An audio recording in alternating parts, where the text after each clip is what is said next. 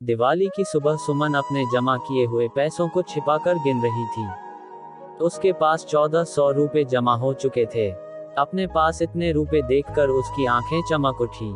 उसके सामने रंग बिरंगे अनार, इंद्रधनुषी फुलझड़ियां और आसमान में बिखरती हवाएं झिलमिलाने लगी। तभी साथ वाले कमरे में उसे छोटू का जिद भरा स्वर सुनाई पड़ा। वह माँ से कह रहा था, मुझे पूरे 500 रुपए चाहिए। 200 रुपए का तो एक ही पैकेट आता है। माँ कह रही थी, दोपहर तक तेरे पापा आ जाएंगे। वह बाजार से बहुत सी आतिशबाजी लेते आएंगे। नहीं, मैं अपने लिए खुद खरीदूंगा। छोटू अड़ गया था। माँ ने हार कर उसे 500 रुपए दे दिए। सुमन जब रसोई में गई तो माँ ने उसे के हाथ में 200 रुपए पकड़ा कर कहा, ये ले सुमन, तू भी अपने लिए कुछ खरीद लेना, मेरे पास यही 200 रुपए बचे थे। सुमन पहले तो ये सोचने लगी कि मेरे हिस्से में 200 रुपए ही आए, जबकि छोटू को 500 रुपए मिल गए। लेकिन फिर उसने सोचा, चलो, वह मुझसे छोटा है। जिद करके 500 रुपए ले लिए। फिर भी मेरे पास अब पूरे 1600 रुपए हो गए। माँ के पास तो रुपए समाप्त हो गए हैं। पाप आएंगे तब शायद कुछ रुपए मिल जाएं। तभी मोबाइल बज उठा। मोबाइल पर बात करते हुए उनके चेहरे पर परेशानी झलक रही थी। क्या बात है माँ? सुमन ने पूछा। माँ ने जवाब दिया, तुम्हारे पापा का फोन था, वह किसी कारणवश आज नहीं आएंगे। सुमन का मन भी इस खबर से मुरझा गया। तब तो दिवाली का मजा नहीं आएगा। उसने सोचा, माँ के पास पैसे भी नहीं बचे हैं, मिठाई और दिए कहाँ से आएंगे।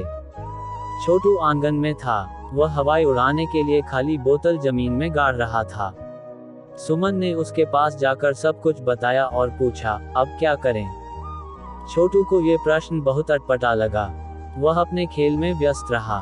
माँ बाहर आकर बोली, कहीं जाना मत, मैं तुम्हारी चाची के यहाँ जा रही हूँ। सुमन के नन्हे मस्तिष्क को यह समझते देर नहीं लगी कि माँ रुपए उधार लेने जा रही हैं। वह सोचने लगी, आंटी ने रुपए नहीं दिए तो माँ कहाँ कहाँ मांगती फिरेंगी।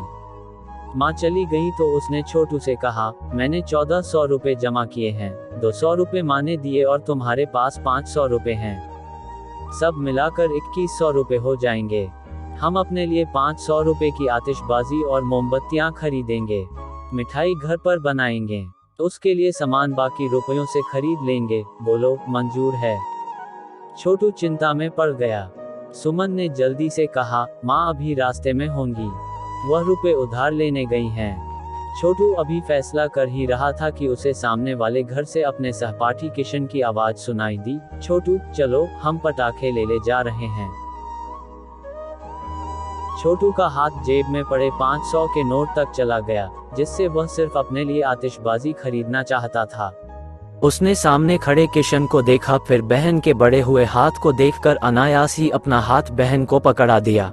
दोनों उस रास्ते पर चले दिए जिस पर अभी अभी माँ गई थी। इस कहानी से क्या सीख मिली, आप लोग कमेंट में बताना, और वीडियो अच्छा लगा तो लाइक कर देना और चैनल पर नए हाँ सब्सक्राइब कर देना। मिलते हैं नेक्स्ट वीडियोस में।